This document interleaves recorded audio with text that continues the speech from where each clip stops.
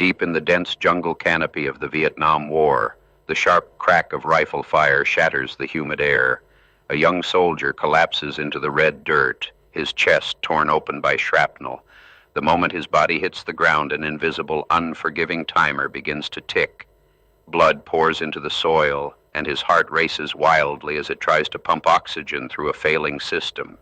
This is the raw edge of survival, where the human body begins to shut down in a desperate bid to protect its most vital organs. The soldier's skin turns pale and cold. His breathing becomes shallow and frantic. This is the onset of severe shock, a catastrophic chain reaction where blood pressure plummets and cells begin to suffocate. Without immediate intervention, his organs will simply stop working entirely. A field medic rushes to his side, sliding through the mud under heavy enemy fire. The medic faces a terrifying choice. He can try to perform complex, time-consuming repairs right there in the dirt, exposing them both to incoming rounds. Or he can slap on a hasty pressure dressing, scoop the wounded man up, and make a desperate run for a clearing. The environment dictates the brutal reality. For centuries, the standard medical response to battlefield trauma was a tragic game of wait and see. During earlier conflicts, wounded men were often left on the field until the shooting stopped, sometimes languishing for hours or even days. Stretcher bearers would eventually carry them to slow-moving wagons. By the time many of these men reached a surgeon, their bodies were already too far gone to be saved. But the sheer scale of modern warfare forced a reckoning. Medical commanders began to realize that the bullet or the blast was only the first weapon used against a soldier. Time itself was the ultimate enemy. The longer a wounded fighter remained in the field, the closer they slipped toward an irreversible tipping point. The fundamental philosophy of combat medicine had to change from passive waiting to aggressive movement. Enter Dr. R. Adams Cowley, a visionary surgeon whose experiences fundamentally altered the trajectory of trauma care. Cowley observed the grim aftermath of severe injuries and noticed a chilling pattern. He saw that patients who suffered massive physical trauma shared a common deadly pathway.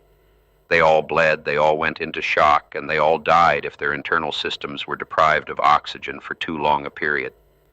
Cowley understood that the traditional transition from the battlefield to the operating table was fundamentally flawed.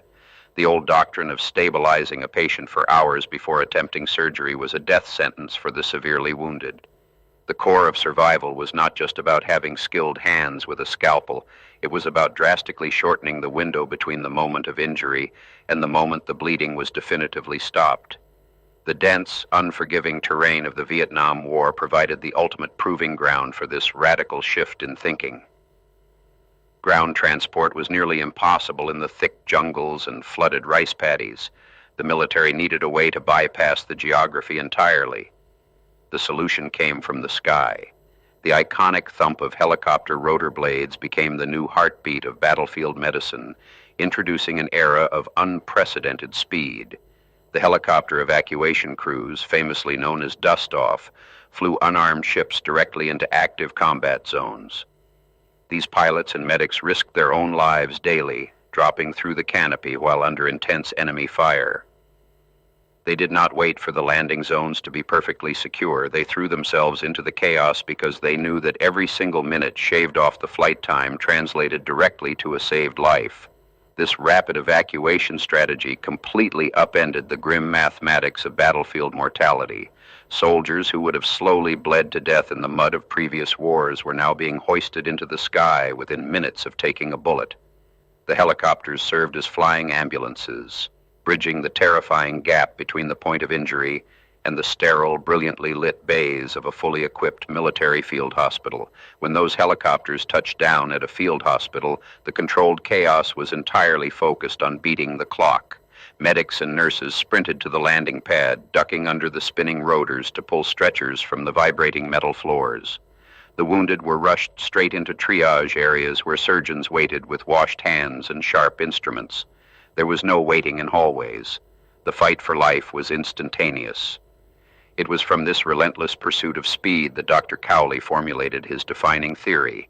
He argued that there is a brief critical window of opportunity immediately following a severe traumatic injury. He called this the golden hour. If a critically wounded soldier isn't treated by a surgical team within those first 60 minutes, their chances of survival plummet drastically. The golden hour became the new standard of life. The science behind this 60 minutes window is both fascinating and terrifying. When a body loses massive amounts of blood, the heart beats faster to compensate, but eventually there simply is not enough fluid to carry oxygen to the brain and vital organs. Without oxygen, individual cells begin to die. Toxic chemicals build up in the stagnant blood. If this cellular death cascade is not reversed quickly, it becomes permanent. Even if a surgeon manages to repair the physical damage after that hour has passed, the patient will often still die from multiple organ failure days later. The shock becomes irreversible. This meant that the surgical skill alone was practically useless if the delivery system failed. The logistical challenge of moving a broken body across a war zone faster than a failing heart could give out was a monumental tactical hurdle. Despite the clear evidence emerging from the rapid evacuations in combat, Cowley faced immense resistance when he tried to bring these lessons back home. Traditional civilian hospitals were deeply entrenched in their old ways. Emergency rooms were often staffed by junior doctors who would examine a patient, order tests, and slowly consult specialists. The concept of a dedicated, always-ready trauma team waiting to instantly operate was considered radical and unnecessary. But the soldiers who had survived the jungles knew the truth of the golden hour in their very bones. For a wounded fighter strapped to a vibrating stretcher, time distorts wildly. The pain is a blinding white noise, and the cold creep of shock feels like a heavy blanket pulling them into the earth. Their only anchor to the living world is the medic shouting in their ear, promising them they will make it. The sensory overload of a trauma bay is designed specifically to combat that creeping darkness. Bright surgical lights banish the shadows. The sharp snap of sterile gloves, the frantic tearing of medical tape, and the steady, urgent commands of the lead surgeon replace the chaotic noise of gunfire. Every person in that room moves with practiced, aggressive purpose. They are not just fighting the injury, they are fighting the clock. This synchronized speed proved that the core of survival is a seamless chain of events. It starts with the buddy applying a tourniquet under fire, moves to the medic calling in the helicopter, relies on the pilot flying through the storm, and ends with the surgeon stopping the internal bleeding. If any single link in this chain breaks or hesitates, the hour expires, and the life slips away into the void. The psychological weight carried by the medical teams executing this rapid response is staggering. They live in a constant state of adrenaline-fueled anticipation. When the radio crackles with an incoming casualty report, their own heart rates spike. They know that the person bleeding out on the floor of an incoming chopper is someone's son, brother, or father. The burden of being the final barrier between a soldier and death is immense. This burden becomes nearly unbearable during mass casualty events. When multiple helicopters land simultaneously, the trauma teams face the brutal math of triage. They must quickly look at a row of shattered bodies and decide who goes to surgery first. They have to calculate who is still within their golden window of survival and who is already too far gone. It is a terrible, haunting responsibility that leaves deep emotional scars. Driven by the undeniable success of rapid military evacuation, Dr. Cowley refused to let civilian medicine lag behind. He fought bureaucratic battles and secured funding to create something entirely unprecedented. In Baltimore, he established the first dedicated shock trauma unit. This was a facility built from the ground up around the philosophy of the golden hour, designed to treat the most severely injured patients with military-style speed and overwhelming surgical force. To make this system work, Cowley essentially brought the dust-off concept to civilian highways. He helped pioneer the use of medical helicopters for car crashes and industrial accidents. Instead of an ambulance slowly navigating through city traffic, a helicopter could drop directly onto a closed highway, load a critically injured driver, and deliver them to a waiting surgical team in minutes. The battlefield had permanently reshaped the home front. Changing the culture of emergency medicine was like turning a massive ship. Many doctors were deeply uncomfortable with the aggressive, almost violent speed required in a shock trauma unit. The traditional approach was careful, deliberate, and slow. Demanding that surgeons be scrubbed and waiting before the patient even arrived upended decades of hospital hierarchy. It required a complete surrender of ego to the ticking clock of the patient's failing physiology. But the data was absolute and undeniable. As Cowley's Shock Trauma Center began operating, the survival rates for massive, catastrophic injuries skyrocketed. Patients who would have certainly died in a standard emergency room were walking out of the hospital weeks later. The aggressive control of bleeding, the immediate replacement of fluids, and the rapid restoration of oxygen to starving tissues proved that the golden hour was not merely a theory. Today, the concept of the golden hour is the foundational pillar of trauma systems across the entire globe.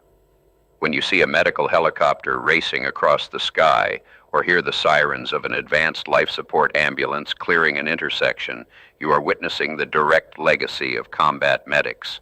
The frantic lessons learned in the mud and blood of the jungle have been refined into a global standard of care. The evolution of trauma care continues to push the boundaries of time. Modern combat medics now carry advanced blood products and sophisticated clotting dressings right on their chest rigs.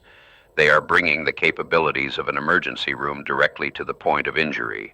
But even with these incredible technological leaps, the fundamental rule remains completely unchanged. The faster a wounded human being is delivered to a surgeon, the better. There is an unbroken, blood-stained line connecting the stretcher bearers of the past to the flight nurses of today. It is a lineage defined by a desperate, beautiful refusal to let a life slip away without a fight. The men and women who do this work operate in the darkest, most terrifying moments of human existence. They step into the chaos, armed with science and sheer willpower, to hold back the dark. The golden hour is more than just a medical guideline or a logistical framework. It is a profound statement about the value of human life. It declares that no amount of resources, no amount of risk, and no amount of effort is too great when a single hour can mean the difference between life and death.